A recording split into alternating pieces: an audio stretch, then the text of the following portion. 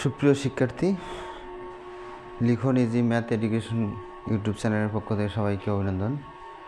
গত দিনের মতো আজকে আমরা চিত্রে সমবাহু ত্রিভুজ ABC সমবাহু ত্রিভুজ অর্থাৎ প্রত্যেক বাহু সমান, এই ত্রিভুজের ক্ষেত্রে যে বহিঃস্থল কোণটা অর্থাৎ যে কোনো একটা বাহুকে বর্ধিত করা হলে বহিঃস্থল কোণের মান কত হবে।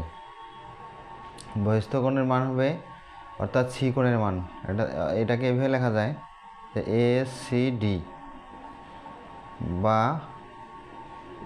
DCA কোণ ইকুয়াল হোয়াট।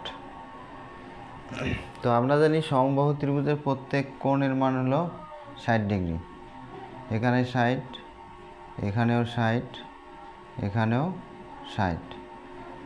তো যে কোনো বাহুকে বর্ধিত করা হলে অর্থাৎ এখানে আমরা যদি এই বাহুটা বর্ধিত করি বা এটা বাহু বর্ধিত করি, এই কোণটা এই কোণ, তাহলে এই ক্ষেত্রে এই কোণ, এখানে বর্ধিত করা হলে এই কোণ এই কোণ, তিনটা কোণের মান সমান হবে।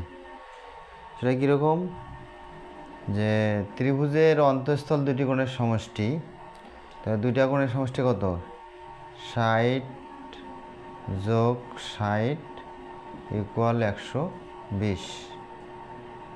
তাহলে অর্থ কী দাঁড়াইল, যে সমবাহু ত্রিভুজের ভিতরের দুটি কোণের সমষ্টি তার বাইরে যে কোণটা আছে এই কোণের মান সমান হবে। অর্থাৎ ভিতরের দুটা কোণ হলো 60 যোগ 60 120, তাহলে এই বহিঃস্থল কোণটার মান হবে 120 ডিগ্রি।